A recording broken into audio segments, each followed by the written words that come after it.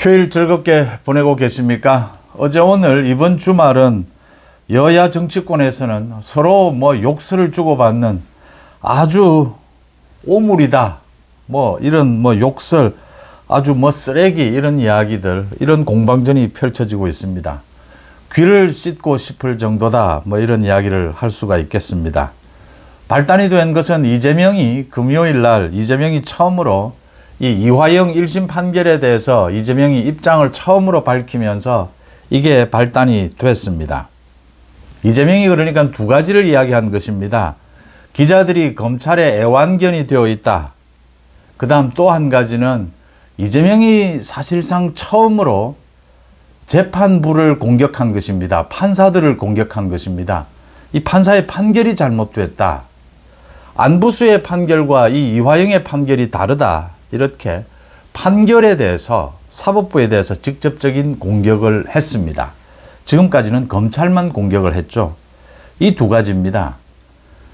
기자들이 검찰에 애완견이다라고 하니까 양문석은 또 나서서 애완견은 그래도 좋은 것이다, 좋은 표현이다, 기레기다, 기자 쓰레기, 이걸 좋게 표현한 것이다 라고 하니까 국민의힘에서 그대로 볼 수가 없죠. 양문석이 이런 호위무사처럼 오물 같은 말을 쏟아내느냐, 기자들에 대해서, 검찰에 이어서 기자들에 대해서도 이제 조폭처럼 이렇게 협박을 하는 것이냐, 국민의힘에서도 맞설 수밖에 없고, 민주당에서는 검찰을 직접적으로 공격을 합니다. 검찰이 사건을 조작했고 언론이 그걸 그대로 받아 썼고, 그 다음 이제 이재명이 재판부를 공격한 것처럼 재판부의 판결도 문제가 있다. 검찰의 이 사건 조작에 재판부도 같이 놀아났다. 이렇게 재판부도 민주당에서 공격을 하고 있습니다. 구체적으로 말을 옮길 필요도 없이 거의 욕설에 가까운 말들이, 그러니까 민주당에서 먼저 시작을 했고 국민의힘은 그걸 이제 방어를 해야 되는 이런 어제 오늘 이런 일들이 펼쳐졌습니다. 이걸 보면서 무엇을 생각하게 되느냐?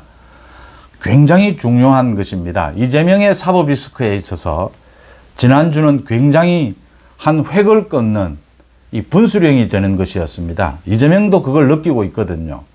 이재명이 처음으로 재판부를 공격한 것입니다. 판결문을 공격을 한 것입니다. 이재명이 왜 이랬을까요? 그동안은 검찰만 공격을 했습니다. 이재명의 사법 리스크에 있어서 두 번의 큰 이 분수령이 있었습니다. 한 번은 지난해 9월에 이재명에 대한 구속영장이, 이 체포동의안이 국회에서 통과했는데 구속영장이 기각된 것입니다. 이게 굉장히 중요한 의미였습니다. 이 판결이 참 이해할 수 없는 판결에 의해서 이재명의 구속영장이 기각이 됩니다. 야당 대표이기 때문에. 이재명이 굉장히 자신감을 얻은 것처럼 굉장히 그 다음에 검찰은 공격해도 재판부는 공격하지 않습니다. 그런데 이번에는 재판부를 공격을 했습니다. 왜 그랬을까요? 이게 새로운 국면으로 접어들었다라고 하는 것입니다. 이제는 이재명의 검찰 공격이 먹혀들지 않습니다. 이제는 이재명과 대한민국 사법부, 판사들과의 직접적인 충돌입니다. 검찰이 사건을 조작했다면 판사들이 받아들일 리가 없지 않습니까? 그런데 판사들이 모두 거의 대부분을 받아들였습니다. 이화영 재판 1심 판결에서만 왜 이재명이 이렇게 굉장히 겁먹은 듯이 굉장히 분노하고 이런 태도를 보일까? 그러니까 이재명의 측근인 김용, 정진상, 김만배, 김인섭, 이화영 이렇게 본다면 다른 재판은 그래도 이재명이 직접적으로는 개입되지 않았다, 검찰 조작이다 이렇게 공격할 수 있는 재판 판결이 나와도, 김용에 대한 재판 판결도 나왔고 김만배도 나왔고 김인섭도 나왔습니다. 판결이 나와도 자기와 거리를 두고 이렇게 버틸 수 있었습니다. 검찰을 공격하면서. 그런데 이화영의 대북 송금은 사실은 이재명이 주범인 겁니다.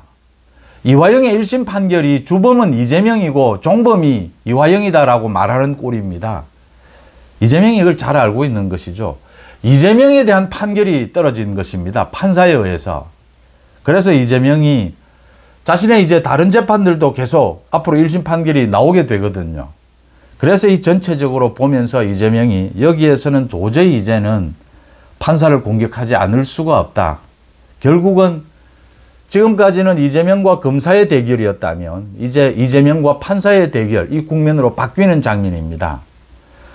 지금 뭐 기자를 검찰의 애완견이라고 하고 기레기라고 하고 뭐 욕설이 오고 갑니다. 욕설밖에 없습니다. 이재명이 하는 말도 언론들이 받아쓰고 검찰이 하는 말도 언론들이 받아씁니다. 이재명은 정치인이니까 10배 더 많습니다. 중요한 것은 사실 팩트죠. 이재명의 말도 거짓말이 있을 테고 검찰의 말에도 과잉되는 부분이 있을 겁니다. 교차 팩트 체크가 중요한 것이죠. 무슨 내용이 잘못됐느냐? 이 부분에 대한 내용의 반박은 없습니다.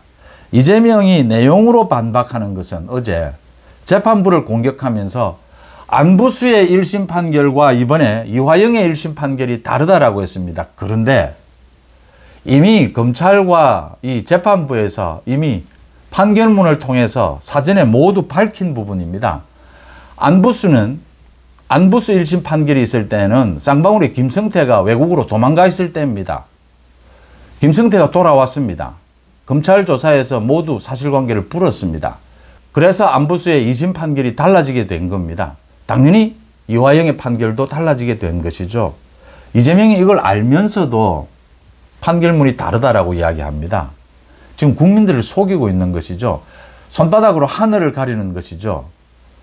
이재명이 이 논리를 깰 어떤 자신의 변명도 이제는 안 된다라고 하는 것입니다. 이재명의 이 대북 송금 관련해서 제3자 뇌물의 이 방탄 논리가 다 깨져버린 것입니다. 그래서 엊그제 모두 지금 안부수의 1심 판결과 이화영의 1심 판결이 안부수는 이런 겁니다. 쌍방울의 대북 사업을 위해서 800만 달러를 보냈다. 안부수는 800만 달러를 보내는데 중간에 개입했을 뿐입니다. 그런데 이화영은 이제 이재명의 방북을 위해서 이재명 경기도의 대북 사업을 위해서 이 800만 달러가 간 것이다. 이렇게 바뀐 겁니다. 그 과정에 김성태의 진술이 있었습니다. 안부수도 진술을 바꾸는 것이죠. 돈을 보낸 김성태가 그렇게 진술한다면 안부수는 중간에 있는 사람이거든요. 중개자거든요. 당연히 진술이 바뀔 수밖에요. 이재명이 지금 검찰은 마구잡이로 공격할 수 있는데 재판부를 처음으로 공격을 하면서 꺼낸 이 논리가 이미 상당히 오래전에 거짓말로 드러나 있는 부분, 이걸 굳이 이재명이 이까지를 들고 나온 것은 그만큼 할 말이 없다라고 하는 것이고, 이재명이 이제는 사법부 판사들과 이제 대결을 해야 되는 셈입니다. 이 판사들과의 대결을 할 수밖에 없을 것이다라는 걸 이재명도 알고 있어서 지금 국회 이 법사위원장으로 정청래를 임명을 해놓고 자신을 재판하는 판사를 탄핵할 작업을 만들고 있습니다. 분위기를 띄워가고 있습니다. 이재명도 어차피 자신의 곧 이제 위증교사나 선거법 위반 1심 판결이 나옵니다. 이제는 판사들과 붙을 수밖에 없습니다. 그런데 이재명은 어쩔 수 없이 이 길을 가지만 판사들과 이렇게 정면으로 충돌하는 것은 이재명이 죽는 길입니다. 이재명도 이걸 알고 있는 것이죠. 그래서 지금 당대표도 연임을 해야 하고 또 무조건 대선에 나가야 합니다. 만약 구속이 되더라도 당대표 유지, 대선 후보 이걸 유지하겠다라는 게 당헌 당규 개정입니다.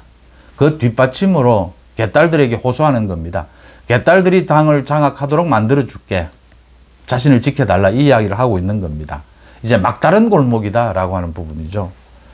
대한민국의 검찰은 지금 재판은 공판 중심주의라고 합니다.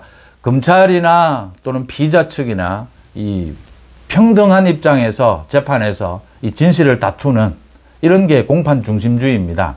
과거처럼 이제 검찰의 기소에 더 무기를 실어주는 이런 것은 없습니다.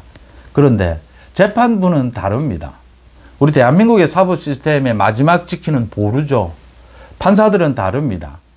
이제 지난해까지 이재명 관련해서 많은 재판을 했던 사람들, 이재명에 대해서 구속영장을 기각했던 판사, 많은 판사들이 생각을 하게 될 겁니다. 이재명 관련해서 지금 그 많은 재판들이 검찰이 조작한 것이냐 아니면 이재명에 정말 혐의가 있는 것이냐, 그 판결에 이제 마지막 결정을 내려준 것이 이번에 이 이화영 1심 판결이었던 겁니다. 신진우 부장판사의 판결이었던 것입니다. 지금은 이제는 이재명 민주당을 지지하는 사람들이라 하더라도 개딸들이 아니라면 이런 식으로까지 판결문이 나오게 되면 김용을 거쳐 김만배를 거쳐 정진상은 지금 진행 중이고 김인섭을 거쳐 이런 식으로 판사들이 판결을 내리는 것을 보면 이건 검찰의 문제가 아니다. 민주당 지지자라고 하더라도 이재명의 혐의가 있는 것이다. 그 마지막 쐐기를 박은 것이 이번에 이 이화영 1심 판결이었다라고 하는 것입니다. 그래서 지난주에 이 1심 판결과 이재명의 발작이죠. 발작. 이제 재판부를 공격하고 기자를 공격했습니다. 언론을. 이재명이 견딜 수 없게 되었다라고 하는 것이죠. 이걸 계기로 해서 앞으로는 이재명과 판사의 대결이 되는 셈입니다. 대한민국 이제 판사들 3,000여 명의 판사들이 이 이재명의 사법 리스크를 쳐다보는 시각이 확실하게 달라질 것이다 라고 하는 점입니다. 지난주에 이 재판 판결과 이재명의 이 태도에 의해서 판사들이 굉장히 많이 달라질 것이다 라고 하는 점입니다. 직접적으로 이재명의 대장동, 백현동과 위증교사 이 재판을 맡고 있는 김동현 부장판사, 선거법 위반 재판부, 또 이번에 이화영, 이제 이재명에 대해서 기소가 됐기 때문에 이재명 대북 송금 이 재판을 맡게 될 신진우 부장판사 모두 이제 분위기가 완전히 달라졌다라고 하는 것입니다. 달라진 핵심은 이재명은 빨리 구속시키지 않으면 안 되겠구나.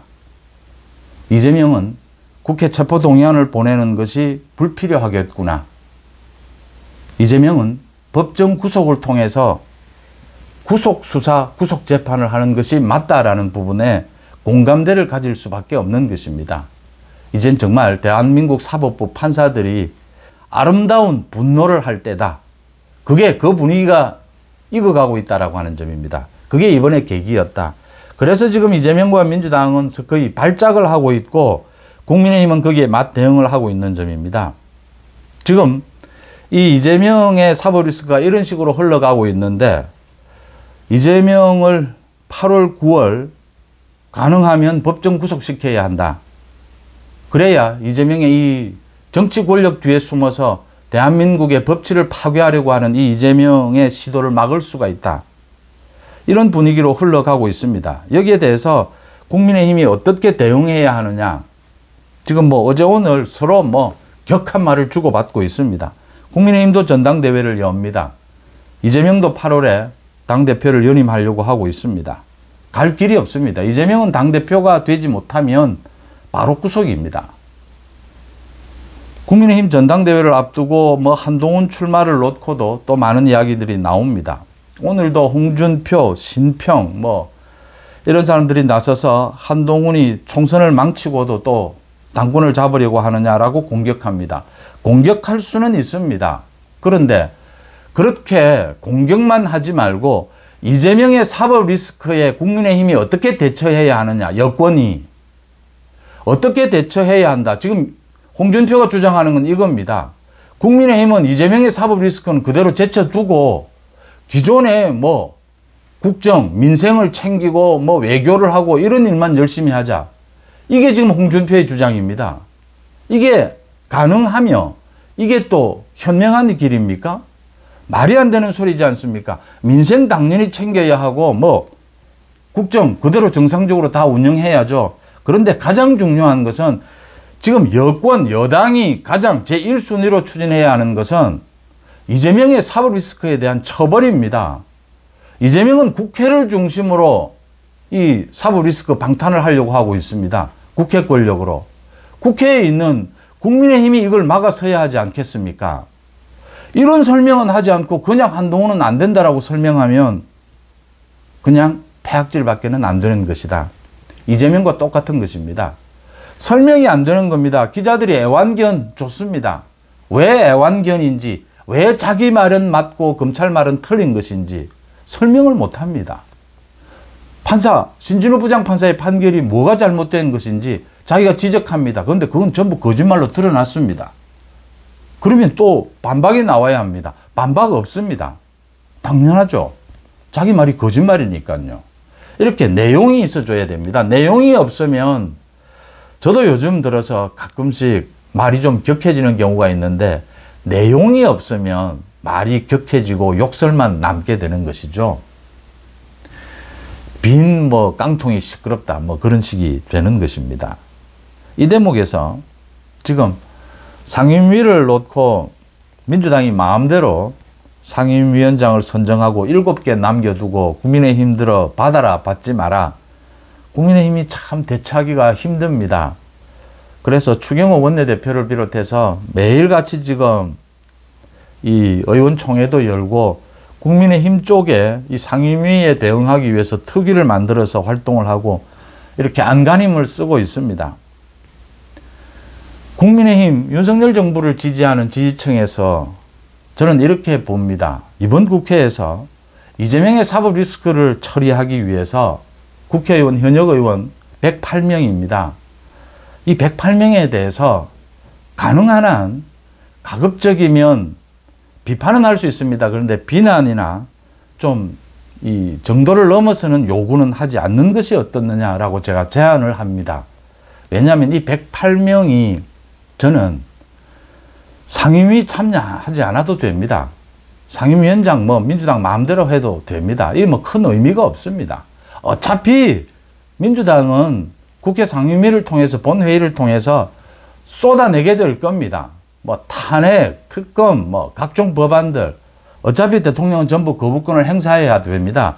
이 과정에서 국민의힘 108명의 의원들이 좀 부족하더라도 좀 많은 것이 부족하더라도 이런 쏟아내는 민주당의 입법 독재입니다.